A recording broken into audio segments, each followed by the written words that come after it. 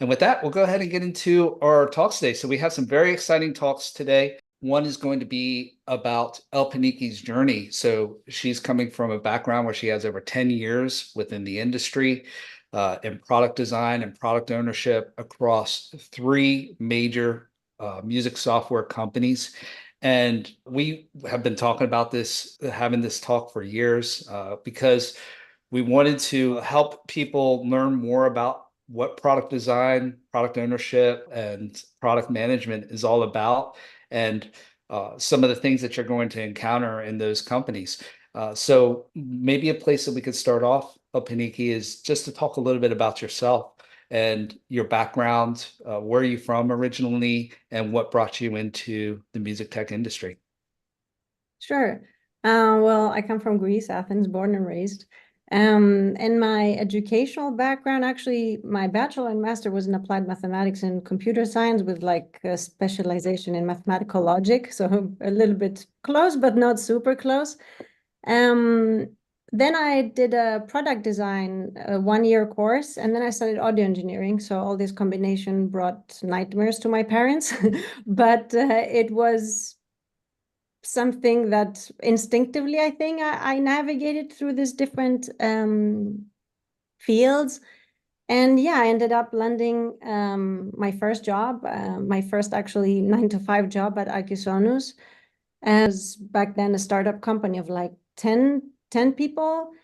And it was the also early days of source separation. Like we had, before I joined, they had Dramaton, which was like a drum spill remover tool and a noise remover and a reverb remover. And when I joined, we also expanded this tech into like more creative tools. We had this regroover plugin where you would feed a drum loop and it would split it into like different layers. So it was, I think, one of the first early applications of creatively applying source separation.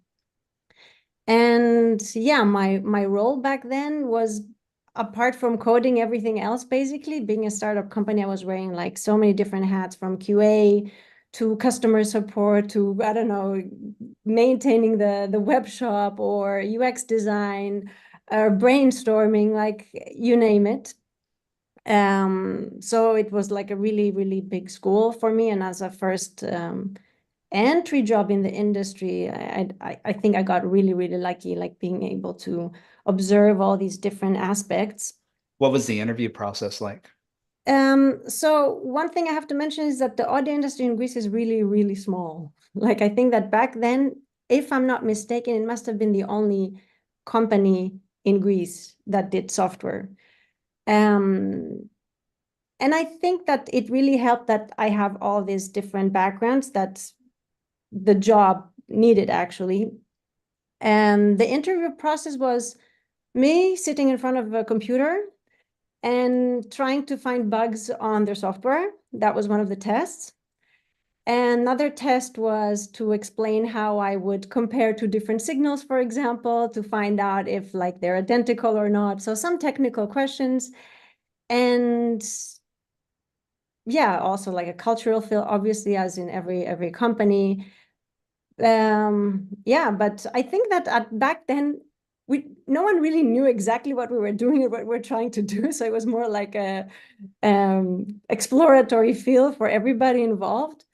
Um, yeah, but it was a great experience, great team, great vibes, great topics that we had to work with, super new. And like I was basically also making content for the company. So I was thinking some days like, wow, I'm getting paid to make beats. Like, wow, who would have thought? Yeah, one thing I forgot to mention is that I was also making music on the side.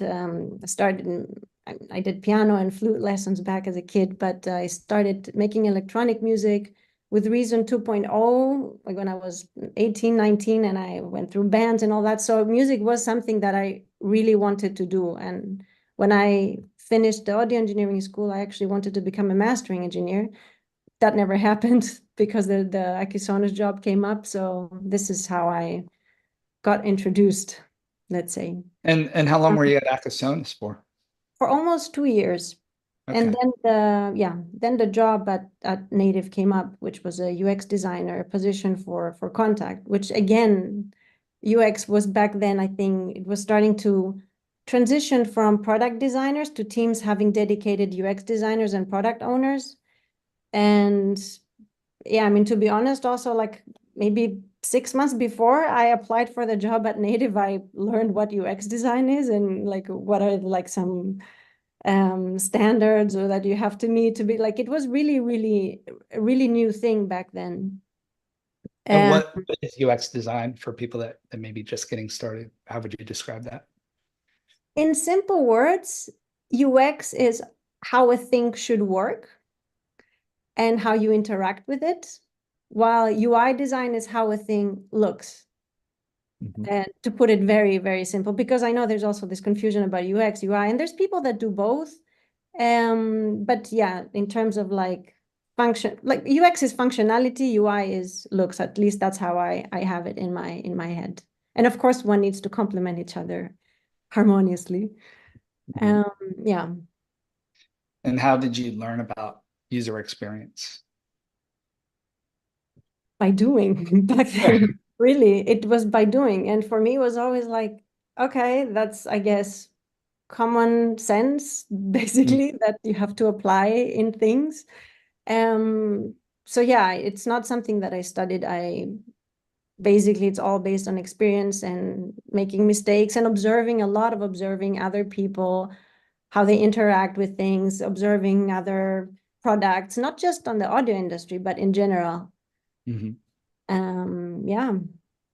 So one question that I have that I'm sure that a lot of people wonder about is that we throw around these terms like product design, product ownership, product management. Um, can you tell us about the similarities and differences between those roles? I think it also really differs from company to company, like depending also on the size of the company and the structure of the company and the different layers of hierarchy of the company.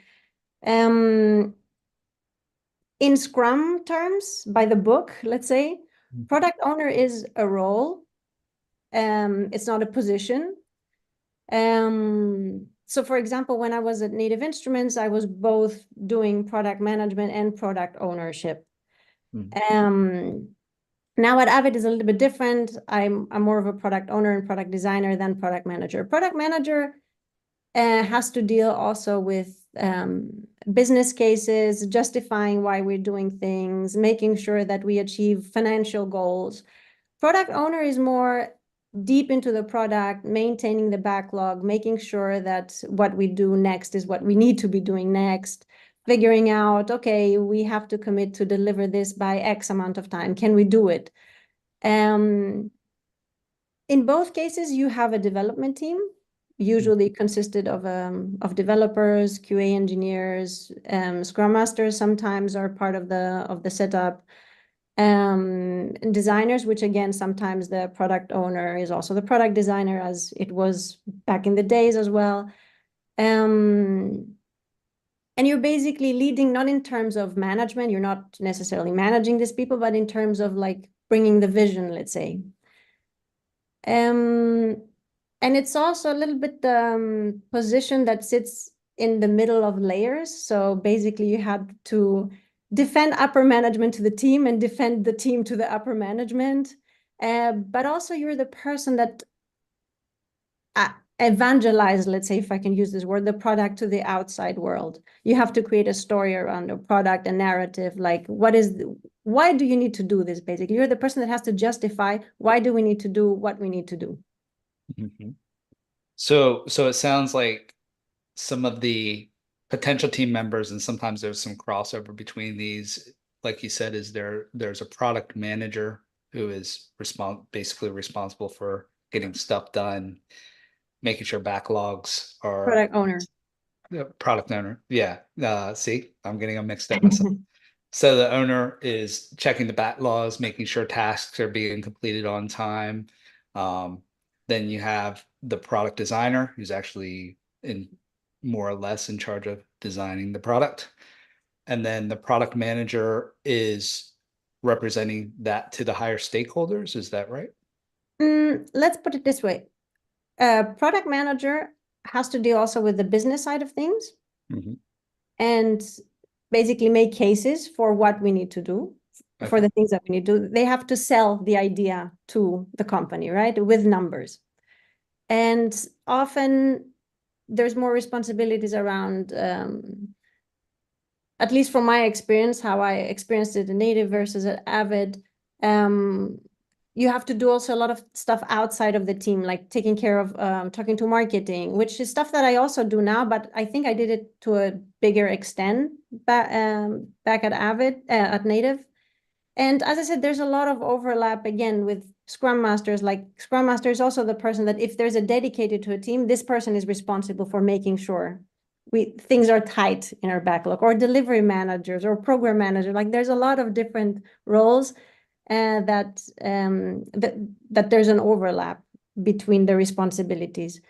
And to be honest, sometimes I'm also a little bit, okay, who is responsible for this? Should I be doing this? Should this person be doing this? So yeah, it depends a lot on the company structure, I would say. So it's not that because it's like this in one position in one company, you should expect to find the exact same setup in a different company. Let's talk about Scrum a little bit. So that's a term that we've used a couple times. What is Scrum and how does it relate to what we do in software development? I'm by no means a Scrum expert, and I like to pick and choose things that I like from any practice that I find, and I'm also I have a little bit of a critical thinking. Yeah. I think that the main aspect that Scrum brought is being agile, basically working in small iterations, bringing the value to the customer sooner than later, so that we can get feedback and iterate on this in like small cycles. I mean, we can talk about the pros and the cons. Like the obvious pro is, of course, that the earlier you get some feedback, the sooner you do, basically you don't spend time, effort, money in doing something that you will release in 1 year and someone will say, okay, we cannot use this. So it's a way of thinking about how you process the checklist of things to do to get the product to completion. Basically breaking down what you want to do in smaller packages, and ideally every single one of these packages delivers by itself some user value. And it's also ideally a releasable package that you can get out, not necessarily in the public, but even in alpha rounds or beta rounds, so that you can get feedback and then say, okay, this is good, this is not good. Let's bring the next iteration and the next iteration, so that you can continuously improve on things, but also test ideas before you've already spent 1 year in doing something. The one thing that I miss a little bit from working in Scrum, if I had to say like a negative, I don't know if it's a negative thing. I'm not sure that how to find the perfect balance to also allow exploration and innovation within the boundaries of like small, fast iterations. And I do see a difference in how software and music software was done, I don't know, 20 years ago, where it was basically one person locked in a basement because they wanted to do something, and they would stay there for like 1-2 years, and then they would come up with something that was insane. So I'm trying to find like how we can also fuel innovation and research in this urge to have like small cycles and continuous releases all the time. I think it's possible. Maybe it's a little bit harder, but yeah. So I'm going to explain some of these concepts back to you, to people who may be just getting started or curious about some of these terms that we're using back and forth. And if I'm wrong, please stop me and tell me and help I'm correct. by no means an expert. I put the disclaimer. Yeah, just the basics. So Agile and Scrum are terms that we use that are methodologies behind how we actually design products. So there's another, the opposite end of the spectrum is what we call waterfall development, which is essentially where you have an idea at the beginning, and then what you do is you just develop until you reach that goal without any customer feedback, um, without any chance for innovation, iteration, and so on. Whereas in Agile or Scrum development, typically you take all of the tasks and you divide what you do is you just work on getting to the next goal point. So the next goal might be, okay, we're creating a synthesizer. The first goal might be, okay, let's get an oscillator. Let's work with an oscillator. And so you normally work on 2 week chunks. That's the convention, right? 1 to 2 week chunks. Depends on the process of working, because there's also Kanban and there's like the sprint, like sprints, and the sprints you can define the cadence of the sprint, and there's also some ceremonies like retros and all that. But again, I don't want to go by the book. Like I like to like pick and choose what Yeah. fits the team, and also it could be that one team needs something and one team needs something else. Like back at Native, I was running 2 teams, and we had different ceremonies for each team, because there's like different people, or the project needs different cadences or checkpoints, etc.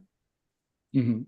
I think it's And good and to it's like, interesting yeah, it's interesting you say that because some people do treat these like almost like I don't want to say a cult following, but like ceremonies. Some people are very, like you said, there are people that are dedicated yeah. to this practice that make sure um that we're That's the adhering. paradox, because I think that's not agile then. Like if you do that, but if you do what agile dictates just because, then that's not agile. Exactly. So it's about flexibility and being able to pivot fast. Exactly, exactly. It's kind of like the lean startup by, I can't remember the artist's name, the author's name, but there's a book called The Lean Startup that talks a little bit about this philosophy, being able to pivot fast, being able to get products out for customer feedback quickly, being able to learn quickly from mistakes, break things fast, and then Hmm. fix them up. So tell me, so you moved from Acusonus over to the contact team at Native Instruments. Mhm. Tell us a little bit about that transition and how that was different for you, those roles. So I joined the contact team as a UX designer at the time. Um, I think the most interesting for me was that um, designing for the contact platform, I had to switch also a little bit. I had to design for builders, and that opened like a really big door for me and completely new world for me. And I found that I actually enjoy a lot enabling people that build tools than building the actual tools. Um, because we had to design for the end user, of course, and the platform functionalities. I wasn't part of the contact instrument, so I was part of the contact team, like the core platform team. But we also had to design for the scripters, the contact scripters. Mm. Um, so there was some development tools that we developed back then, creator tools. I don't know who's familiar with creator tools, trying to make scripting more accessible, the importance of batch actions, of time saving and all that, of efficiency, of performance, like all of these things were things that I didn't have to deal with before. And I found myself really, really enjoying like basically being in the background of things. And yeah, as I said, not making tools, but making the tools that enable people to build tools. Very interesting. I imagine that the C major team resonates strongly with a lot of these challenges. So tell us a little bit about those challenges of creating something for a creator rather than creating them for an end user. The first sentence that comes to my mind is we're doing user interviews, and there's a company, like it's a one-man show company. I'm not going to say the name, but basically the first thing this person said to us was, "Please don't F it up. I have a family."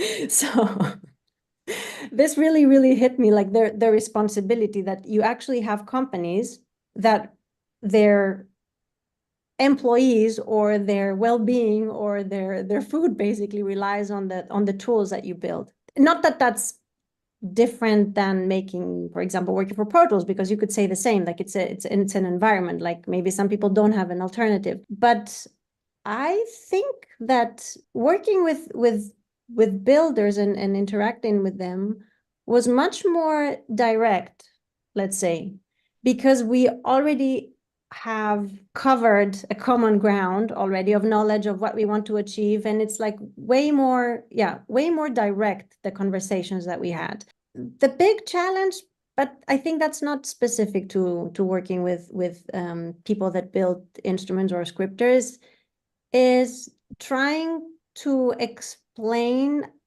that you cannot not fulfill wishes. Mm-hmm. And getting comfortable with the fact that you cannot make everybody happy at the same time. Like this took me some time to like fully embrace. So when you say you can't fulfill wishes, let's just ask the direct question, why not? Because of time, and because of priorities. There's other things that need to be done, or there's things that, there's this exercise of effort and impact. And then when the impact is big and the effort is small, that's what we call the low-hanging fruits. There's things that have big impact, but unfortunately require a lot of effort, especially when you work with old code bases, which is something that not a lot of people are aware, and I also don't expect them to be aware or to understand that. But it is a challenge that I think a lot of people face. I'm going to derail a little bit, going back to the topic we were discussing before with Scrum, that I think that's another thing that I'm struggling to make it a habit, code maintenance. In the sense that, especially if you're dealing with old code should be treated also as a product, right? And should be treated with love, because the developers of your team is the product that they have to work with every day. And at the end of the day, it benefits the company as well, because the better the code, the faster the development.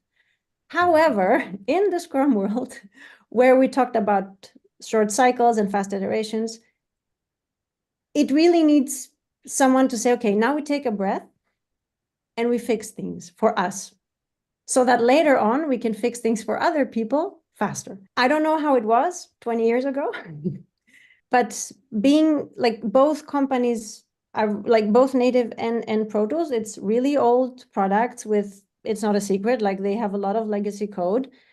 And I feel for the people that have to struggle with changing things in an old code base. So this is also one of the reasons why things cannot move fast in environments like this that have old code bases. And again, this is something that I don't expect users or builders to be like, okay, yeah, we know this, we should not accept. They have every right to ask, and they should ask for things. But it's always, as I said, it took me a while to be okay with, yes, we cannot do this now. I'm sorry, we cannot. And be okay with it, that I cannot fulfill what other people need. How do you express that to other stakeholders outside of your team? So they say, we sell products, that's how we make money.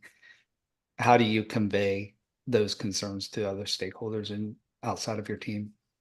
This goes back to that you cannot make everybody happy at the same time. This applies also obviously to team members, stakeholders, like this is the things that you have to juggle as a product owner. Like you have to like keep everybody happy a little bit. Internally in the company, there is awareness of the code state, of course. There's also understanding. And a big part in this is trust. Trust that if the developer tells me, hey, I need a week to fix this, or to make integration tests, for example, which is a topic that is recent to our last release. I trust the developer that if he tells me that he needs to do it, he needs to do it. And then my manager, director, or product manager, or whoever is in this position needs to trust me when I tell them that, look, we need to do this by then. It will take that much time, and then we will gain that much time. Yeah, I guess it's not a practical suggestion, but yeah, I think it boils down to trust and working with people that, yeah. I know I'm speaking to you as a product person, not necessarily a developer, but what do you feel are the principles that are important in terms of legacy code and in terms of code maintenance? Do you feel that modularity is Yeah. the biggest factor? Yeah. Reusability and modularity. From a product person, I'm not a developer. Don't take my words with a grain of salt. But from a product perspective, reusability, and this applies to design as well, right? Like design system is also something that is a reusable thing that speeds things up. Yeah, so that when we need a button, we don't have to make that button as many times as we need it. That we have a component that we can reuse, and it has the same opacities for the different states and all that stuff, that we don't have to like rethink and redo the same things again and again. The same thing applies, for example, as you said, if you build a synthesizer and if you build an oscillator, you're not going to build that oscillator just for that synth. You will build an oscillator that you can then reuse and reuse anytime you need an oscillator. Of course, you should be able to tweak things here and there, but yeah, again, it boils down to like common sense. Which unfortunately sometimes, because of the lack of time, we have to compromise the common sense. Absolutely. One question I want to ask, with it being Women's Month and everything, what is it like working as a woman within this industry? Do you notice, have you had any challenges around that? Do you feel that you get treated differently as a woman within the industry? What advice do you have for other women potentially getting into the industry? I know I've asked 3 questions there, but Let's start for the last one, the advice for women or everybody that is not part of a majority. I mean, just do it. just, just do it. It's gonna be fine. Personal challenges.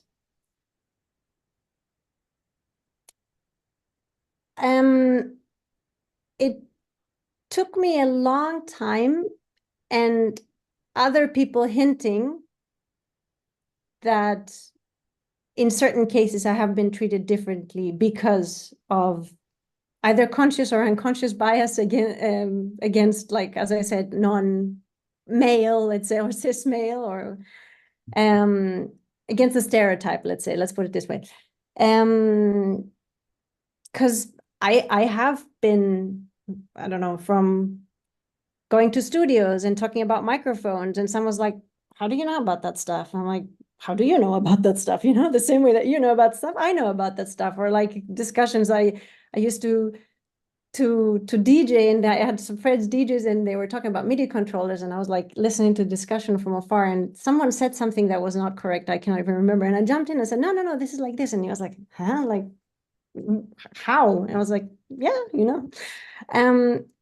But I never perceived them as like sexist or anything. I was like, okay, this guy is like this, or this guy is like this, and he's like this with everybody else. So if you would have asked me 2-3 years ago, or maybe 4 years ago, I would have said that, no, I have never experienced anything like this. But I realized that it's not because I haven't experienced it, it's because I haven't perceived it as such. I had perceived it as, okay, this person, I don't know, is like this with everybody, is not just with me. There's also the, I don't want to say positive side, because I also don't want to be treated unequally in general. There's also the positive discrimination side of things. And this is also really challenging because there is no easy solution, in the sense that in order to get a more diverse team, you need to spend a lot of time as an HR person not to find a diverse person, but to find a good diverse person. And that because finding a diverse person is easy, but finding a good diverse person is what requires time and money from the HR departments of companies. The danger of finding diverse people for the sake of it is the positive discrimination that I mentioned before, which then makes you question, like, did I get hired because I'm worth it? Or did I get hired because I'm diverse? I understand the what's the word? The intention behind people trying to hire diverse um, diverse groups of people. I would just love that, someone is getting hired because they're good at what they are. So that then, because yeah, I've heard that, oh yeah, but she, not for me, or maybe it also has been said for me, I don't know, that yeah, she got hired in this position as a senior developer or whatever because she's a woman. And you know what? Maybe in some cases they did hire this person just because. It's a very tricky topic and sensitive for a lot of people. And I feel very lucky that nothing has happened that will keep me away from doing what I like. And maybe this is circumstances, maybe it's coping mechanisms that I have, because I've been in like male dominated areas my entire life. Like in audio engineering, I was the single girl out of 60 people. In my maths master, I was 3 girls in like 80 people. So maybe it's something that I'm used to, and this should not be taken for granted, though, that everybody is used to situations like this, and other people might have reacted differently. So I consider myself lucky. I want to believe that I'm surrounded by people that respect my work and would respect my work the same way if I was blue or whatever. I don't know. Uh-huh. Exactly. So you gave some advice to people who come from diverse experiences but maybe feel apprehensive about coming into the industry, which is just do it. Do you have any advice, recommendations, maybe even items to ponder for companies that are thinking about this space, that are considering how they could be better? Any thoughts on what we could do as companies to be better? The first thing that comes to mind is the company should understand the benefit that comes from this. And it's not a culture, like, take the cultural thing aside, you're selling products to people. The more diverse people you have building these things, the more diverse groups can resonate with the things that you're building. So at the end of the day, even like cold financially, you as a company will benefit from having a diverse group of people thinking, designing, ideating, developing the tool you're making.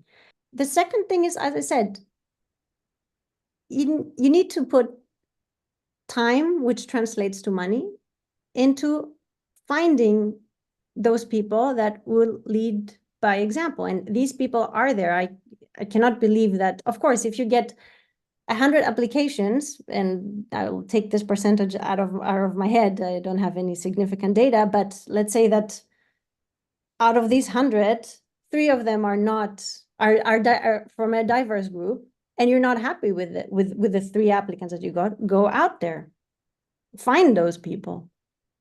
Mhm. They exist.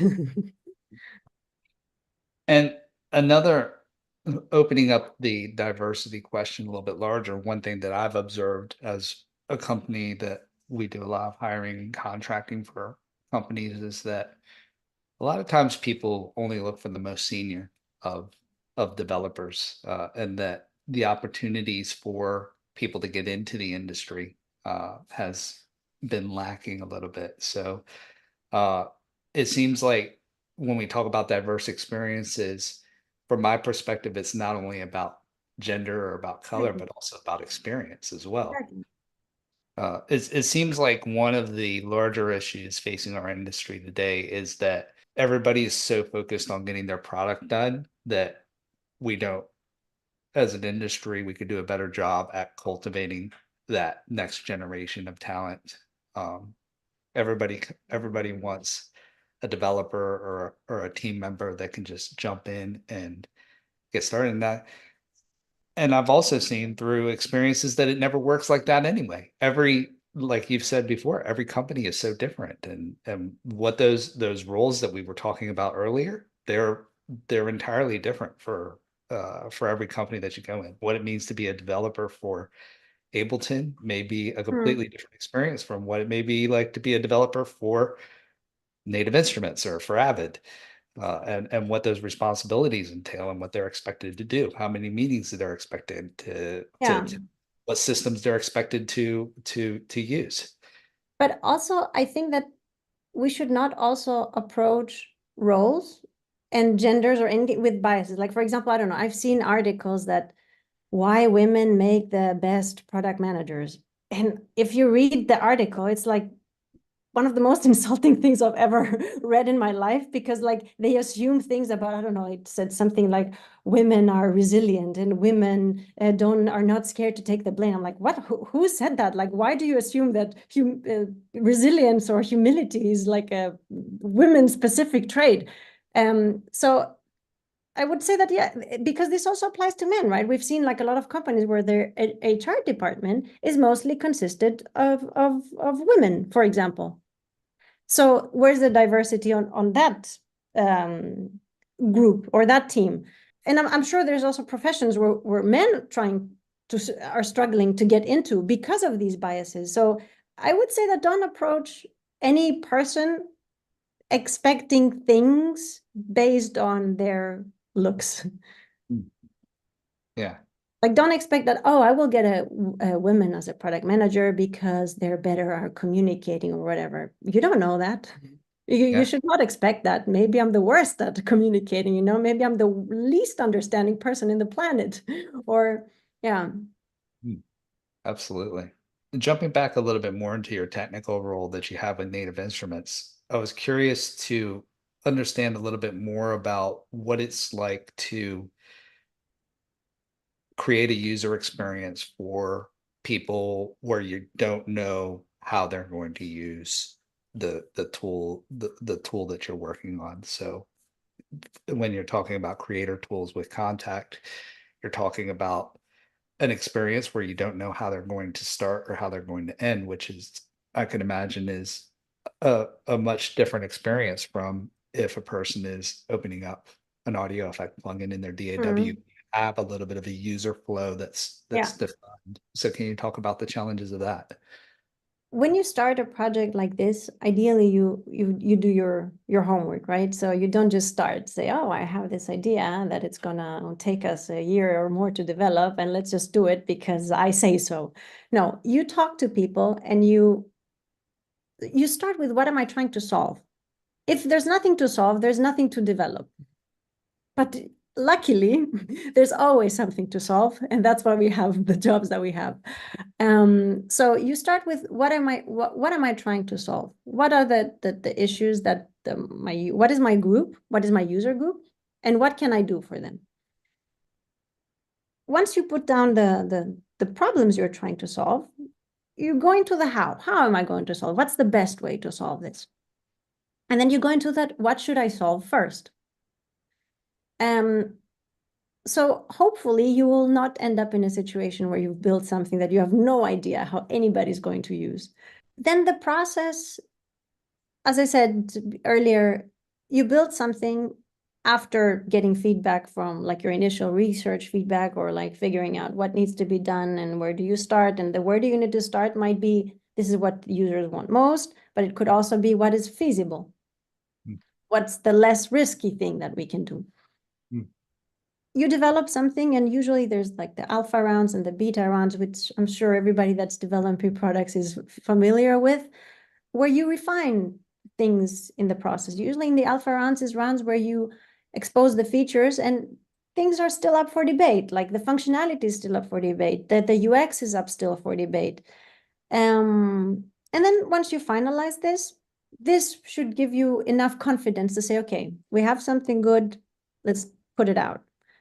So I cannot imagine a situation where you have no idea how the thing that you're developing is going to be used.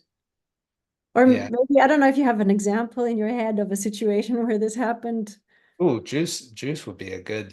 would be a good one to me, because you have no idea what the user wants to create. So you have this set of tools. Um, you have no idea if they want to create a DAW, if they want to create an audio plugin, if they want to create a synthesizer. That's what I'm saying. You have some sort of direction, not the beginnings of a direction there with contact, but still there are so many possibilities. Hmm. I can imagine that there must be challenges around. There's a lot of beauty also that comes with this, because I've seen people misusing features in a way that we've never thought. And it always amazes me. Like, yeah, the misuse of features is something that always amazes me, and the creativity of people, like trying to, like, so many workarounds for, I don't know, we used to see contact instruments, like, how did you do that? And then they explained to us how they did it. And we're all in awe, like, wow, like, how did you think of doing that? So yeah, I approach it with a lot of excitement, the discoverability of the features you develop through the lens of someone else is, I find it very, very exciting and very satisfying. Yeah. So going from your native instruments experience over to Avid, can you talk a little bit about that transition? So you went from startup, growing startup, to uh, well-established behemoth in the industry, to another behemoth in the industry. Can you talk a little bit about that? Were those two very different experiences? Were there similarities? So I left Native Instruments as a product manager for Contact. Like, after my UX experience, I ended up being the product manager for Contact. So transitioning to a semi-similar role to Avid. So at Avid, I'm a product owner and product designer. So basically, I've kind of combined both of my roles back at Native in one. The first similarity is the history of the product, that you have a product that comes with the code legacy, but also UX legacy. And this is something that I'm very familiar with, the challenges of a UX legacy, where things are established. You have to respect people's workflows, people's muscle memory in where to find things. You cannot just come in and say, hey, I have this idea, let's change everything. No, you have to respect the users. The same way as you have to respect the code and its limitations and the fragility of it and the complexity of it. So I would say the biggest similarity is the challenges and the beauty that comes from the code and the UX legacy. Mhm. The big difference is that now I'm making the tools. So I'm not in the back anymore. I'm like front end user experience. Things are not so technical, but things are way more musical now. So, which is something that I missed back at Native. So it's like so fun, like dealing with MIDI, for example, and making like instruments and MIDI plugins and improving MIDI editor and all that stuff is like, it's just super fun to do. And I feel, again, incredibly lucky that I get to be the one that does it. Like, I don't know how to express it. It's like so cool. How exciting. And you've had some significant releases and developments that you've done with Avid. Can you tell us a little bit about those? Well, that's super fresh out the oven last week. Last the 7th, was it the Wednesday or Thursday?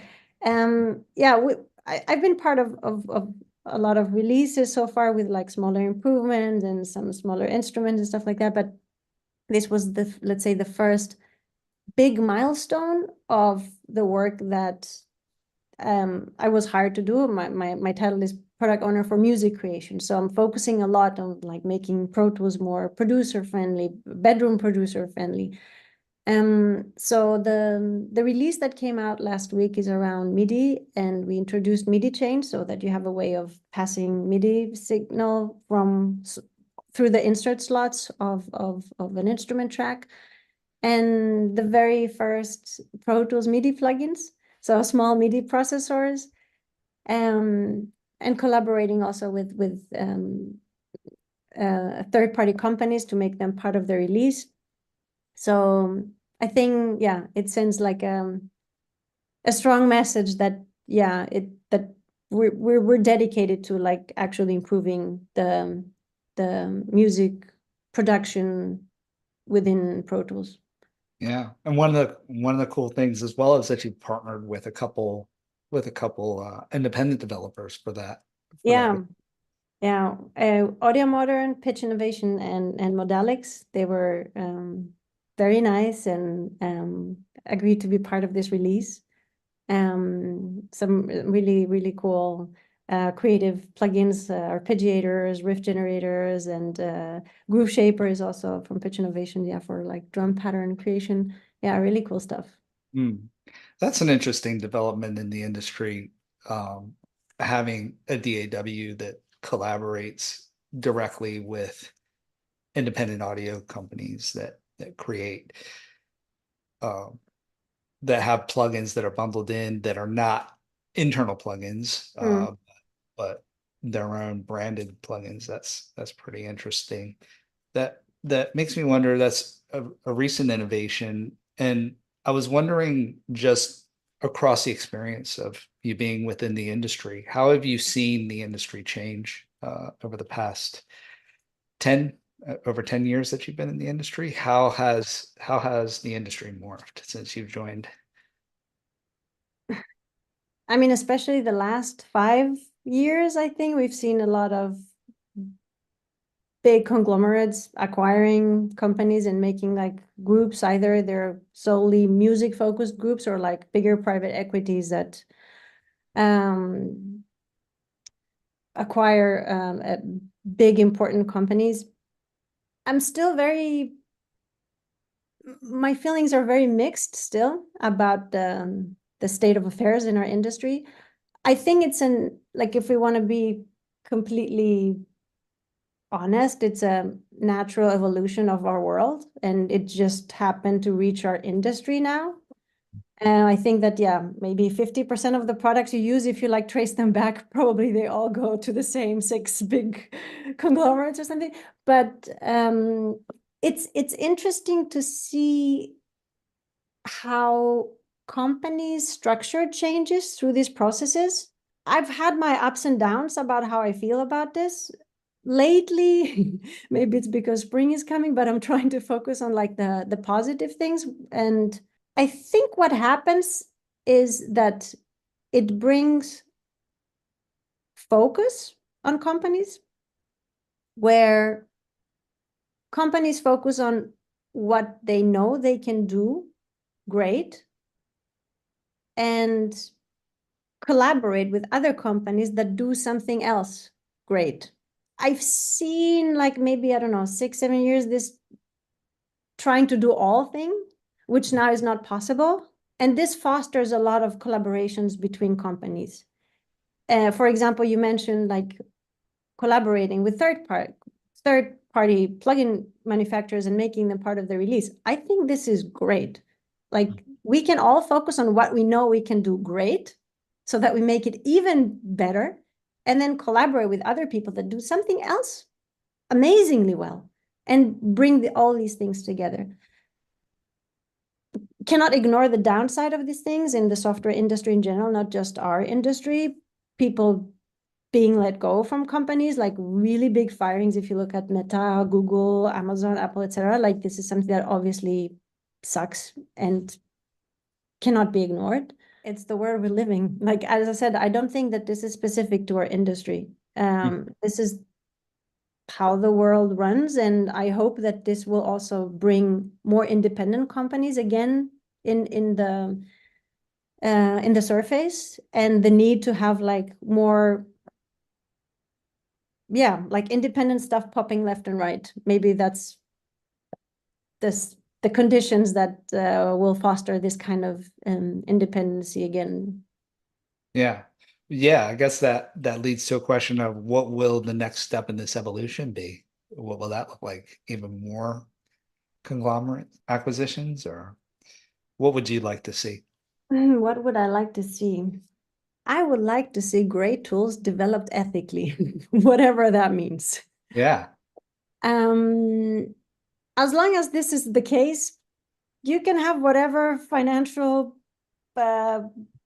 structure you want, as long as things are done, as long as I see new things coming up that are creative and inspiring and fun to play with and solve problems.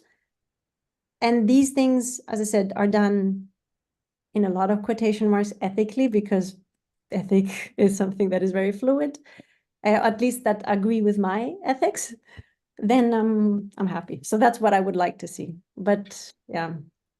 What are some things that don't line up with your ethics when it comes to products? What do you think are some things that we could do without within our industry? I don't think I have a problem with the what the product is, but rather how it's what it took to make it. I think that's where my ethical objections will arise in what took to make this product. I don't know if you're going towards the whole AI topic, and if you're hinting at that, maybe, I don't know. I don't like demonizing things, let's say, because I've also experienced, when I start listening to electronic music, people being like, this is not real music and you're trying to replace real musicians, and now everything is electronic music and no one has been replaced. I don't want to say big words because I don't know what the future holds in terms of AI, but I'm just, and there are some applications, honestly, of AI that are great, and they're like really helping people that don't have the means to do something to do something. It's so new. I'm very skeptical about it. I try not to, I don't want to demonize new things, new technologies. I mean, the internet came out and everybody was like, internet is the devil, or I don't know. And for me, internet is the best thing that happened in my life. But yeah, I have a critical point of view, try to, again, pick the things that work for me, not deal with the things that don't work for me, and move on. What would be interesting to you in the next iteration of audio software products? Where do you think that we need to go or focus on, or that we can improve? Performance. Performance? It's never enough. Speed. I like things that speed up things for two reasons. One, because yeah, one is that if you're experienced, it speeds things up.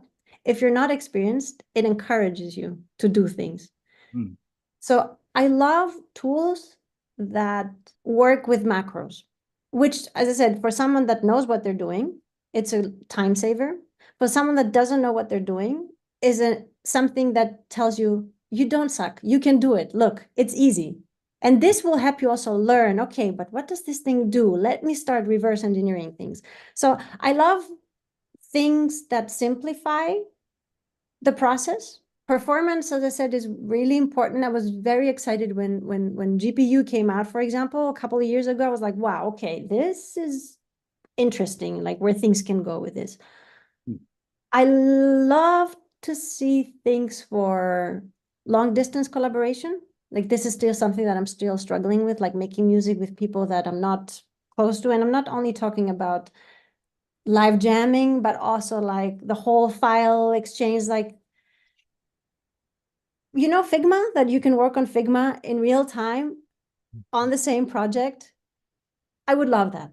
I would love if there was something combined. I don't know if we can combine DAW project with a platform where you can see things in real time independently of which DAW you are, and then you can work on the same track and make changes, and the other person, okay, it doesn't have to be real time as in the same millisecond, but you know, the next 30 seconds they can see the change, and it can change and it can be translated to their DAW. Like stuff like that is things that I'm looking forward to see where these things takes us. And like cloud DSP processing, for example, all that stuff, so that I don't have to have things on my computer and I can run everything on the cloud. And yeah, we'll see. That's great. I've been seeing a lot of discussion about legacy code and code maintenance, and I'm going to do something that I don't normally do, which is to actually do a remix on the audio programmer meetup and bring Cesare and Jules into the discussion along with you. Just to talk a little bit openly about code maintenance, legacy code, you know, how do we do it? Do we need to do it? Testing, and just wanted to open up the floor a little bit and get some people's thoughts because the chat has been going off a little bit with some different suggestions, different perspectives, and so yeah, Jules, Ches, Yeah, you it- bringing you into the chat. How's it going? it's good. It's good. Yeah, I was reading the chat. Some good questions on there. It's funny because the last few weeks I've been doing a bit of work on traction waveform code, which I haven't touched for a long time. And this is code that I wrote like some of. I mean, you know, I started it back in 1999 or something. And I'm not the lead on that stuff anymore. That's Dave Rowland's bag. But so I just joined in and I thought I'll go through and tidy up a few old bits of code because there's like a lot of old modal loops and things hanging around in there. And it was and there were bits of code I was coming across where I saw it and thought, this is terrible. I wrote that in about 2001. And then there were bits of code I came across that I'd written 10 years ago that weren't as bad. So I think, you know, it's like I think one of the comments in there was like I can't remember what it was, but it's something about like you know, you have to want to write clean code, but you also have to really know the tricks, and it takes a long time. Like, you know, the stuff I wrote in 1999 was bad because I didn't really know what I was doing. I was learning the trade, and then you get better, and after a certain point, the stuff you're writing, even in 10 years, you know, it'll be fine. You know, it might be out of date, it might be doing the wrong thing. That's, you know, the other stuff might have moved on around it, but the code itself might be all right. But certainly the stuff when you write, when you're learning it and you're a bit naive, can be just rubbish. So, but I love cleaning code up. It's one of my favorite things. And if you have that mindset, then when you're writing new code, it should be a lot better. How often do you think code needs to be maintained? Is it something that should be a continuous process, or is it something that you should have a policy of after so much time? Come back I've always done the kind of had the mindset of kind of leave things tidier than you found them. Isn't that sort of the Scouts motto or something? Like, you know, if you go in a function to fix a bug and you see that there's a bit at the top of the function that's just like junk, just, you know, tidy it up and then move on. You're already changing that function, so tidy it up. Or if it's got the wrong name, you know, give it a better name. And, you know, I think there's a sort of mentality when you're working with a team and you're all merging into Git to try and not change too much, because to make the changes easier to track. But I think, I don't know, I don't take that too seriously. It's like, you know, if you're passing a bit of litter, pick it up. Yeah, I like that. What about maintenance and updating of systems? The things like CMake version, things like that. I let Ches do that. Yeah, I generally do that for you, don't I, Jules?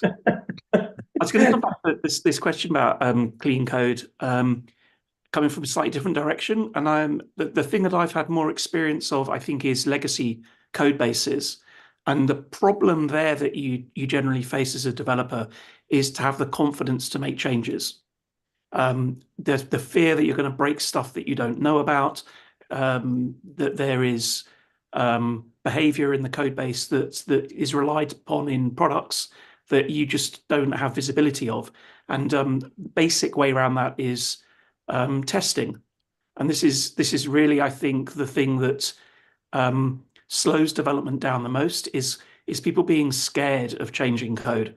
And if you've got really good tests that define what the behavior of the software should be, then so long as you pass your tests, you can say confidently, I'm happy to release this product.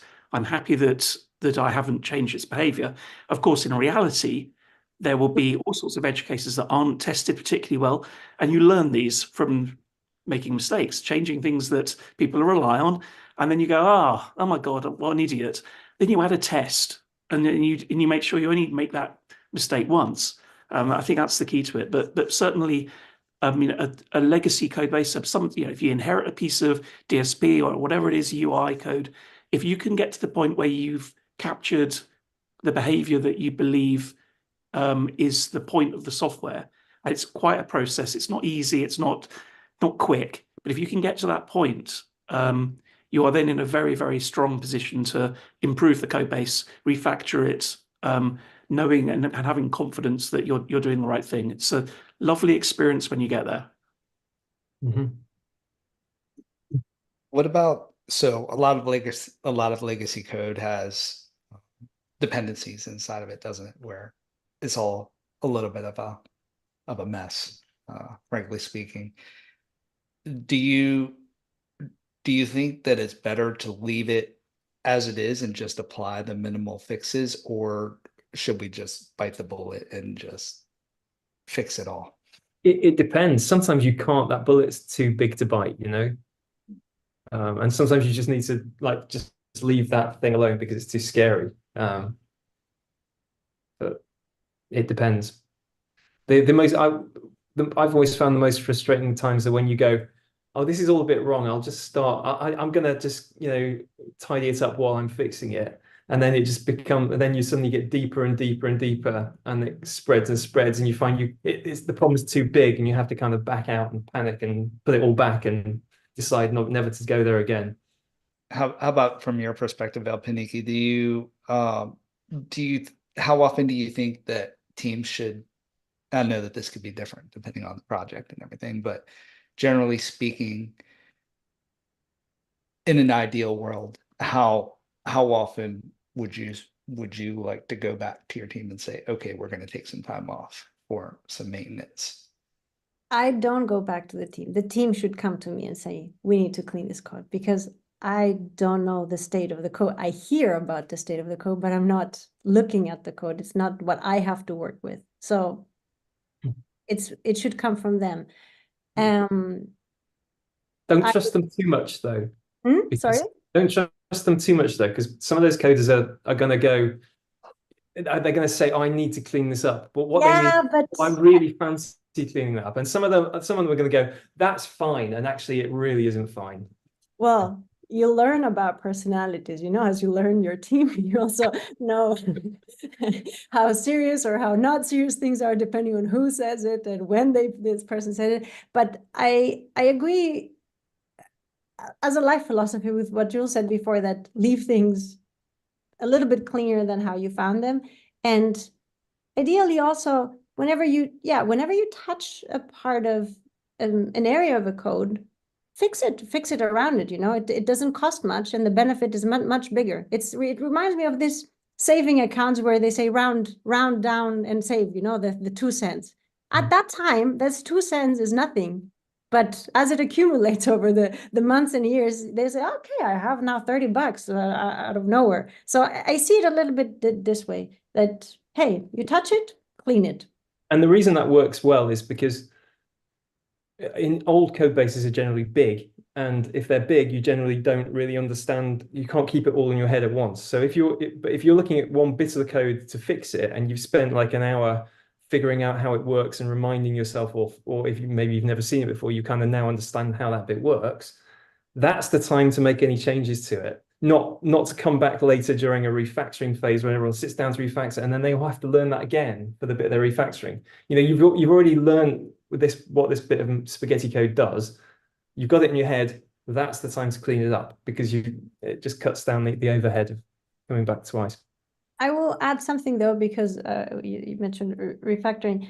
If you're close to a release, don't refactor it. Don't change things.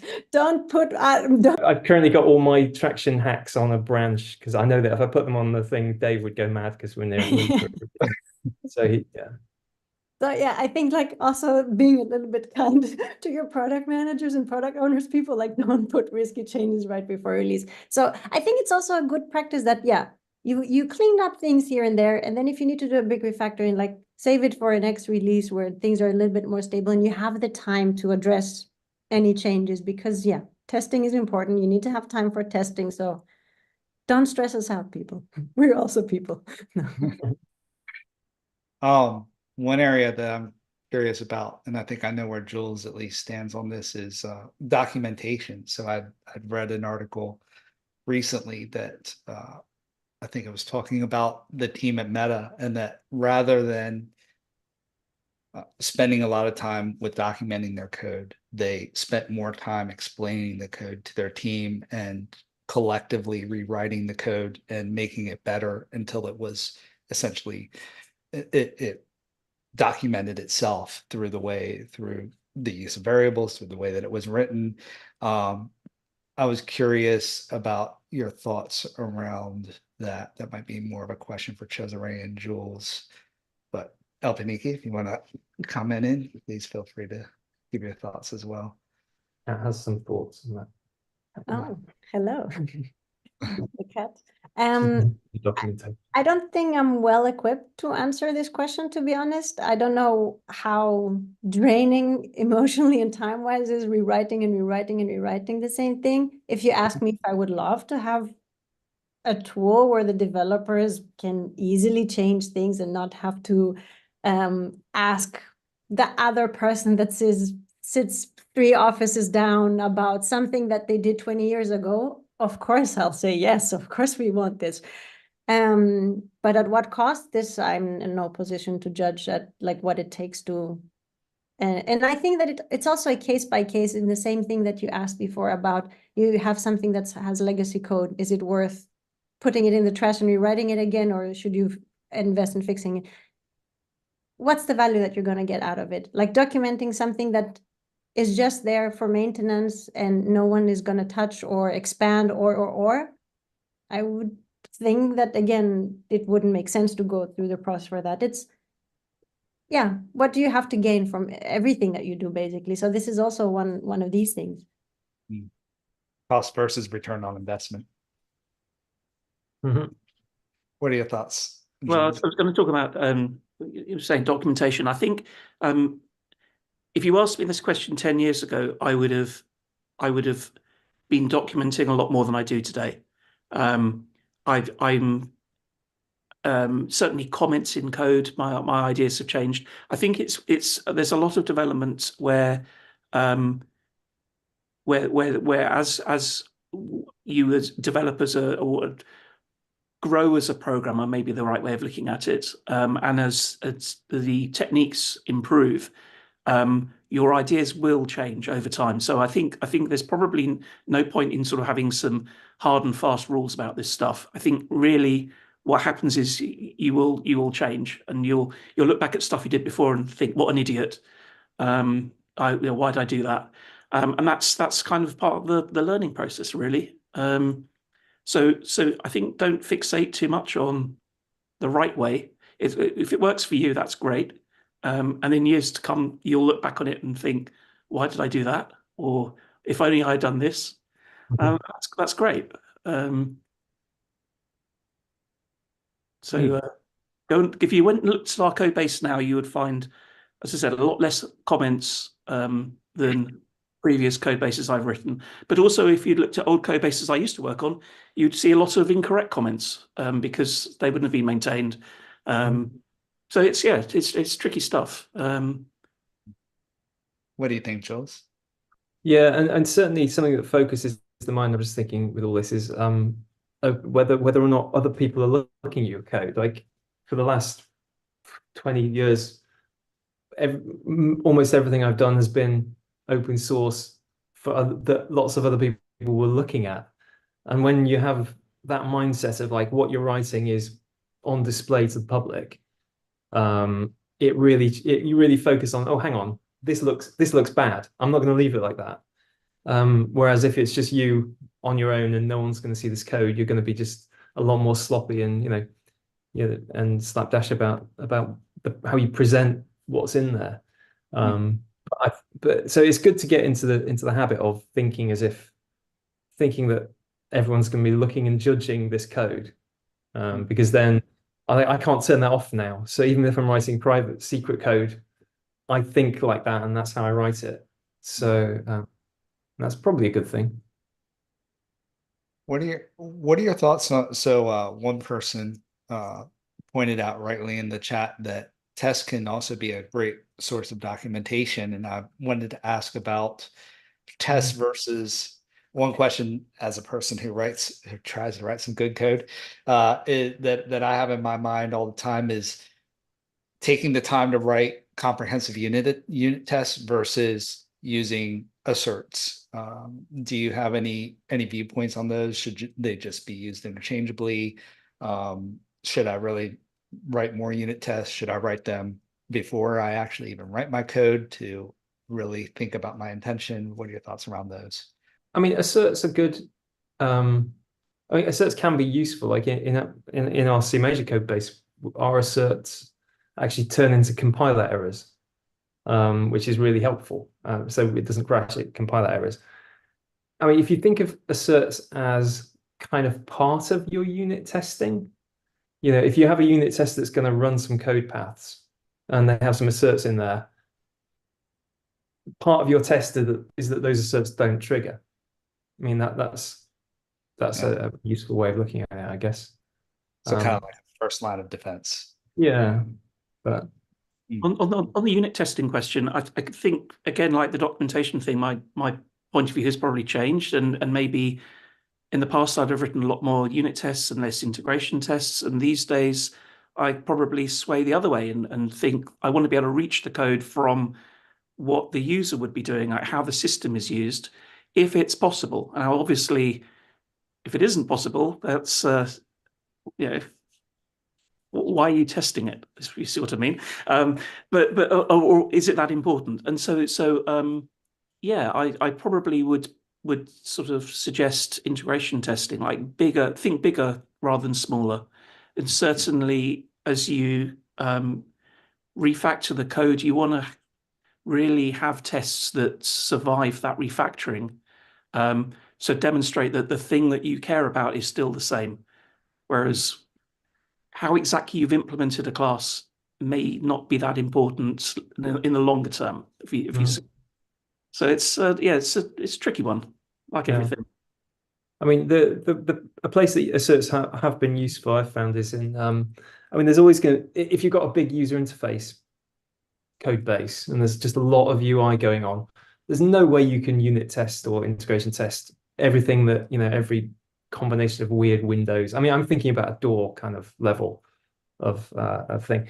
So to have lots of asserts scattered around the code base means that when you're running the program in debug mode and you happen to click on something that triggers a certain code path that no one's ever gone down before and you hit an assert, it just gives you that little bit more information about it, just catches you and helps you find what triggered that. And so they are useful for that, but it depends. Like so many coding questions, it depends. Mm-hmm. Yeah, I think the certs that we have in our code base are ones that are still there in the release build. They aren't conditional and taken out in only running debug. So by that nature, we only put in things that are quick. That we don't put sort of huge pieces of code and do big complicated calculations. That would just slow the code down. But those is this pointer null type equivalents. This list shouldn't be empty, blah blah blah. That kind of stuff is, I think, very helpful. It certainly, from our point of view, has allowed us to generate quite a complicated code base very quickly. I think asserts are a big part of that. Mm-hmm. And soon AI will just write all of our tests for us. If I can get one tip for maybe someone that is in the same position as I am, we've established a new practice in the team where basically when we defined a user story, we do it in a way that is condition and expected result.